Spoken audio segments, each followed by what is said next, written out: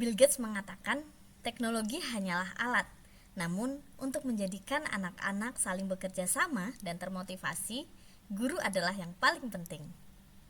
Selamat pagi, Bapak dan teman-teman. Izinkan saya, nama Mira Santika, NIM 240 2010 20 270, jurusan S1 Manajemen Universitas Cyber Asia. Di sini saya akan mempresentasikan tentang dunia digital, peluang dan tantangan. Dunia digital telah mengubah cara kita hidup, bekerja dan berinteraksi.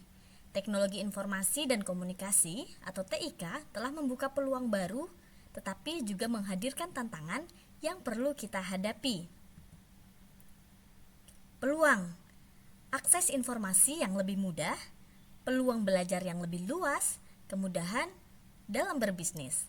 Tantangan: kesenjangan digital, berita palsu, potensi penyalahgunaan teknologi. Jadi, apa itu teknologi informasi dan komunikasi atau TIK? Teknologi informasi dan komunikasi (TIK) sebagai bagian dari ilmu pengetahuan dan teknologi atau IPTEK secara umum adalah semua teknologi yang berhubungan dengan pengambilan, pengumpulan atau akuisisi, pengolahan, penyimpanan, penyebaran, dan penyajian informasi. Pemanfaatan TIK. 1. Pendidikan, pembelajaran daring melalui platform seperti Zoom dan Google Classroom. Yang kedua, kesehatan. Contoh, konsultasi dokter secara online melalui aplikasi seperti Halodoc dan Alodokter. Yang ketiga, ekonomi. Nah, ini yang kita paling sering ya, berbelanja online di platform e-commerce seperti Shopee, Lazada, Tokopedia, TikTok Shop, dan lain-lain. Yang keempat, komunikasi. Menggunakan WhatsApp untuk berbicara dengan teman atau keluarga secara instan. Baik, kita masuk menggunakan TIK secara bijak dan bertanggung jawab. Literasi digital, kesadaran, sikap, serta keterampilan individu dengan menggunakan alat digital untuk mengidentifikasi, menganalisis, dan mengakses serta berkomunikasi adalah definisi dari literasi digital. Kritis, mampu membedakan informasi yang benar dan salah. Kreatif, mampu menghasilkan konten yang original dan menarik. Nah, ada juga risiko penyalahgunaan TIK. Yang pertama, penyebaran hoax dan misinformasi. Contoh, berita palsu tentang suatu bencana atau penyakit atau orang meninggal yang dapat membuat masyarakat panik. Yang kedua, keamanan dan privasi data.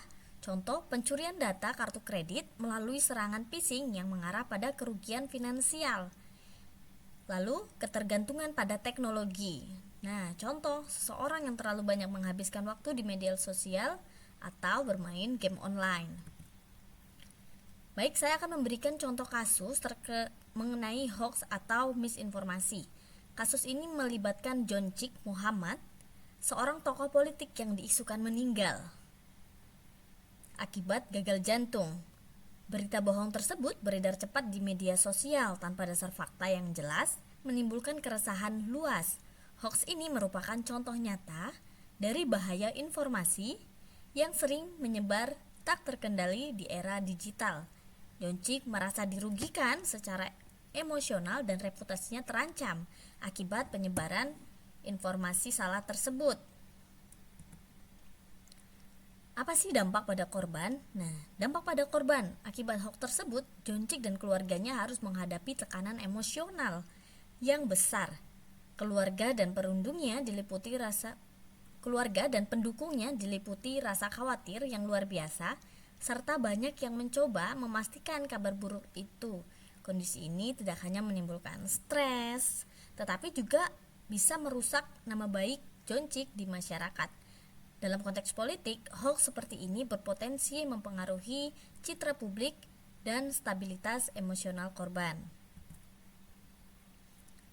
Tanggapan saya, publik bereaksi dengan beragam pandangan, tetapi mayoritas mengecam penyebaran hoax tersebut.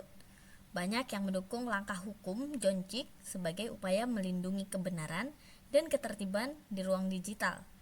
Masyarakat juga semakin menyadari ancaman misinformasi yang dapat merusak ketenangan umum, dengan desakan agar pengguna TIK lebih sadar dan kritis dalam menyebarkan informasi. Kesimpulannya, kasus ini menyoroti pentingnya pemanfaatan TIK atau teknologi informasi dan komunikasi yang bijak dan bertanggung jawab. Hoax dapat membawa dampak yang serius, tidak hanya bagi korban langsung, tetapi juga mempengaruhi kestabilan sosial secara luas. Penegakan hukum menjadi penting untuk memberikan efek jera, sementara peningkatan kesadaran dan literasi digital harus didorong. Ini mengingatkan kita bahwa pada kebutuhan akan ekosistem digital yang sehat, sesuai dengan prinsip-prinsip yang dibahas dalam presentasi tentang pemanfaatan TIK ini. Nah, lanjut kita ke masa depan dunia digital. Tren terkini, perkembangan teknologi terbaru seperti kecerdasan buatan, metaverse, dan Internet of Things.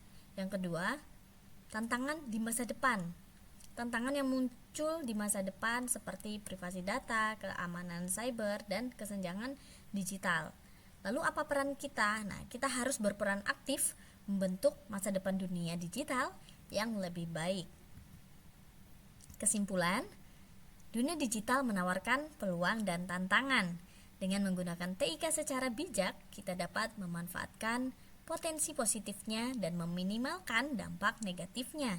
Mari kita menjadi warga digital yang bertanggung jawab dan berkontribusi dalam membangun masa depan dunia digital yang lebih baik. Terima kasih atas waktunya. Selamat pagi.